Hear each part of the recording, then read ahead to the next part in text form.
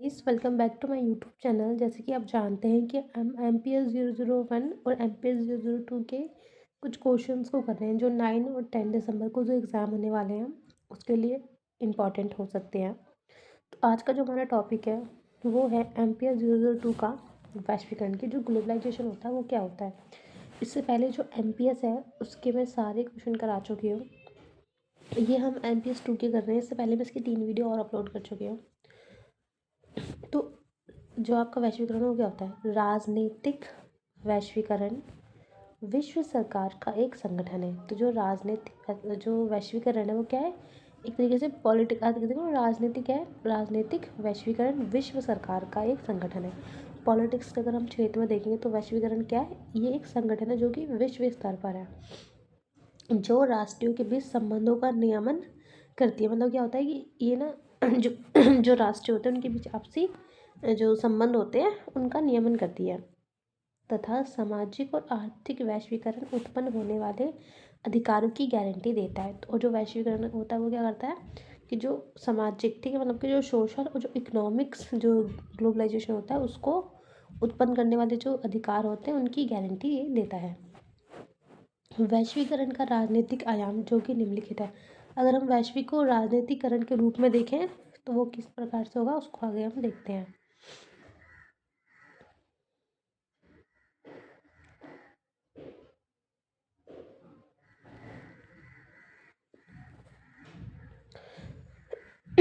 राज्य की प्रभुसत्ता कि राज्य की प्रभुसत्ता कैसे होगी, यानी आत्मनिर्णय होकर निर्णय लेने की क्षमता में बहुत कमी आ रही है। बता रखा है कि भाई जो वैश्वीकरण है, वैश्वीकरण का मतलब क्या होता है, आपस में लेन देन, मतलब कि एक जगह से दूसरी सामान जगह जाता है सामान, है ना। आप कल्चर में डिफरेंस देख सकते हो आजकल किस प्रकार से हो रहा है कि पहले तो इंडिया में धोती कुर्ता पहनते ही नहीं थे, है ना। तो इन सारी चीज़ों की ये बात कर रहा है। अब बता रहा है कि लेकिन इससे क्या हो रहा है, जो वैश्वीकरण होता है उसके परिणाम क्या निकल रहे हैं, उसके नेगेटिव रिजल्ट क्या है कि जो राज्य की प्रभुसत्ता है ना वो कमी आ रही है। मतलब कि एक जो निर्णय लेने की क्षमता होती है उसमें कमी दिखती है। क्यों? क्योंकि जो जो विदेशी कंपनियां होती हैं जिन्हें एफ डी आई कहते हैं उसमें क्या हो रहा है कि वो लोग अपना दबाव बनाती है गवर्नमेंट पे भी कि उन गवर्नमेंट के ऊपर कि भाई उनको जो एक तरीके से टैक्स वगैरह उनको थोड़ा कम करना चाहिए, उनको थोड़ा रिलैक्सेशन ज़्यादा देना चाहिए, इस टाइप से। तो निर्णय लेने की क्षमता जो है उसमें कमी आ रही है। इसके साथ ही उदाहरण में बताया हुआ है, सूचना के लिए पहले हमें राज्य पर निर्भर होना पड़ता था। ऐसे ही तो था, अगर हमें कोई सूचना के लिए क्या रहता था, हमें स्टेट पे निर्भर होना पड़ता था। लेकिन आज वैश्वीकरण का दौर है तो क्या है, इसमें काफ़ी बदलाव आ गए हैं। जैसे अगर हमें कोई भी सूचना चाहिए तो नॉर्मल समाचार पत्र तो चलो है ही है, फिर उसके साथ फेसबुक है, व्हाट्सएप है, इंस्टाग्राम है, के द्वारा भी सूचना एक स्थान से दूसरे स्थान तक, एक देश से दूसरे देश तक चली जाती है। अब अमेरिका की खबरें यहाँ तक देख सकते हो, अमेरिका में क्या गया सब कुछ उसके बारे में जान सकते हो घर बैठे बैठे, कहीं आपको जाने की ज़रूरत ही नहीं है।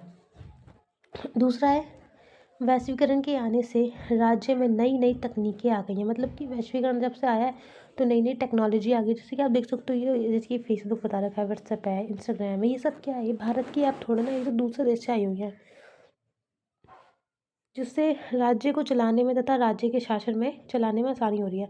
मतलब इस स्टेट के लिए तो ठीक है, चलो ठीक है, वैश्वीकरण आ गया, हमारे पास फ़ोन है, नेट वगैरह सब कुछ है, लेकिन इससे कुछ कुछ कमी भी हम कह सकते हैं। जैसे इसमें एक एक लाइन बताई हुई है कि जब हमारे देश में पहली बार चुनाव हुए थे तो एक वॉलेट पेपर पे हुए थे, ठीक है, लेकिन अब क्या है उसकी जगह पे ईवीएम का प्रयोग होने लग गया। आपने देखा होगा कि पहले बस एक कुछ पेपर टाइप का होता था, उसको डालते थे और उसी स्थान पे अब ईवीएम की मशीन आ गई है कि हाँ भाई आपको बटन दबाना है और वोट आपका डल जाएगा। नेक्स्ट इसमें क्या बताया हुआ है, चुनाव होने से पहले चुनावों में होने वाली धांधली नहीं होती। मतलब पहले तो धांधली होती थी कि मैं हाँ ठीक है चीटिंग भी हो सकती थी, बट अब ऐसा कुछ नहीं होता। डिजिटली रूप ठीक है, डिजिटल रूप से चुनावी नतीजों का पता चल जाना तथा कोरोना के काल में डिजिटल रूप से चुनाव का प्रचार होना। आपको पता ही होगा कि जब कोविड टाइम था तो उस टाइम पे डिजिटली रूप से उस चुनाव का प्रचार भी हो रहा था। और जो चुनाव के जो आप नतीजे देख सकते हो आज कैसे होते हैं, वो वो हम घर बैठे बैठे पता लगाते हैं, अच्छा इसकी इतनी सीट आई है, इस स्टेट को इतनी सीट मिली है, इस प्रकार से।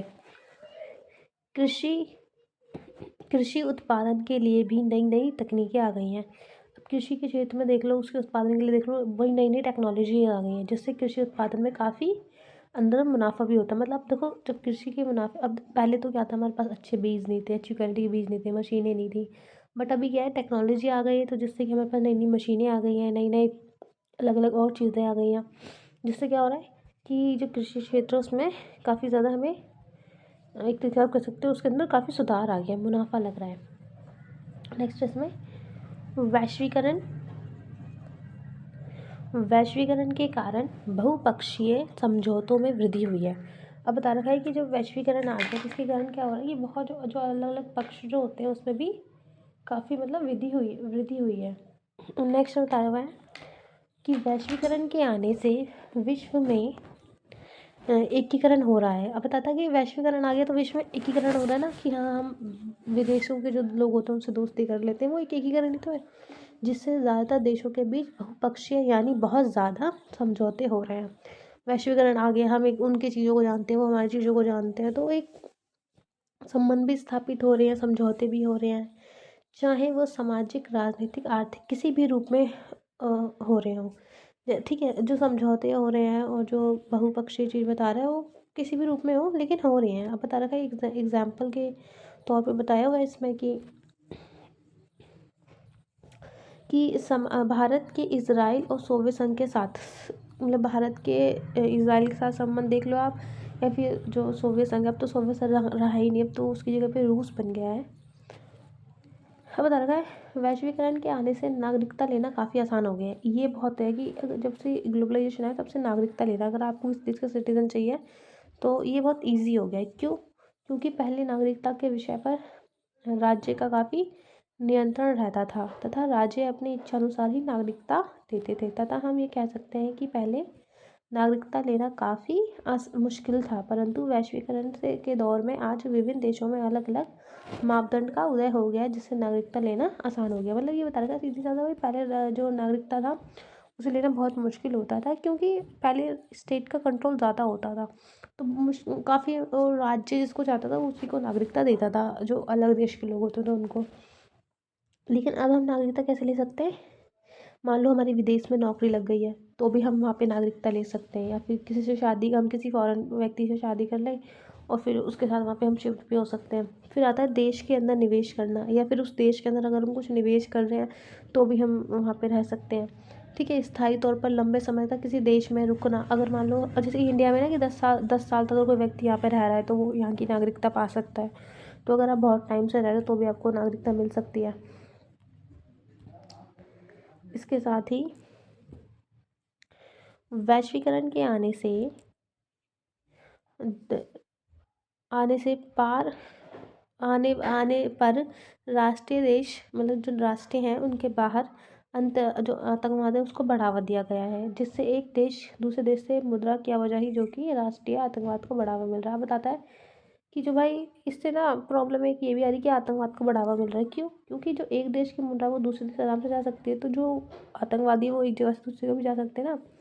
वैश्वीकरण के कारण नए आतंकवादियों का उदय हो रहा है। फंडिंग और हथियारों का क्रय विक्रय आसान हो गया है। ठीक है, अब उनको फंडिंग और, जैसे मान लो कि किसी ने इंडिया में कुछ वो किया या फिर अमेरिका में कुछ किया, तो छुप गया कहाँ पे, अफ्रीका में जाके। तो इस तरीके की चीज़ें हो रही हैं, क्रय विक्रय जो है उनको फंडिंग आती है बड़े बड़े देशों से, तो वो चीज़ क्या है, आसान हो रही है।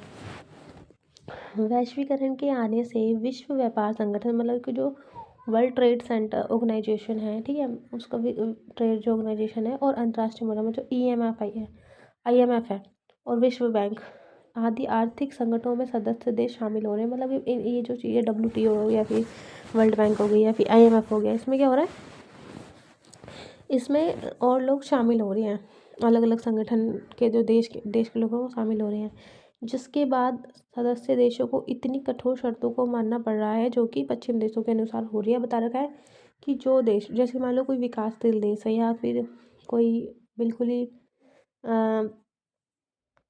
अविकसित देश हैं, ठीक है। तो वो क्या हो रहा है कि उन देशों को ना, जो ये वाले देश हैं जो जिसकी जो WTO में शामिल है, जो IMF के इसके सदस्य हैं, उनको इनकी शर्त माननी पड़ती है, और वो शर्त थोड़ी सी हैवी होती है, ठीक है। तो अब क्या है, और ये जितने भी जो इसमें लोग हैं वो कौन है, पश्चिम वाले हैं ज़्यादा, तो ये पावरफुल ज़्यादा है, तो इनकी बातें माननी पड़ती हैं। तो ये भी एक बहुत ज़्यादा क्या है, चीज़ सही नहीं है। और इसमें बताया हुआ है कि वैश्वीकरण के कारण आर्थिक साम्राज्यवाद में वृद्धि हो रही है, कि जो वैश्वीकरण है उसकी वजह से क्या हो रहा है कि जो आर्थिक साम्राज्यवाद है उसमें वृद्धि हो रही है। जो पश्चिमी और तथा विकसित देशों के बीच में इंटरनेट व तकनीकों को ऐसा जाल बिछाया है जिसके कारण अल्प विकसित देशों को उन पर निर्भर रहना पड़ता है। इसके कई कई बार देशों की गोपनीयता भी असर पड़ता है। इसमें बता रखा है कि जो भाई इंटरनेट की जो सुविधा आई है, अब हमें निर्भर रहना पड़ता है ना दूसरे देशों पे इस चीज़ के लिए। आप देख सकते हो, आपका जो यूट्यूब हो गया वो कौन सा इंडिया का है, इंडिया का नहीं है ना। और ये जो आपके पास इतने एंड्रॉयड वगैरह फ़ोन है, हमारे पास ये टेक्नोलॉजी हमें वैश्वीकरण के थ्रू ही ये सारी चीज़ें मिली हैं, तो हम उन पे निर्भर हैं इस चीज़ के लिए। अगर वो बंद कर देंगे तो हमारे देश का सब कुछ क्या बोल सकते हो, ख़त्म हो जाएंगी चीज़ें।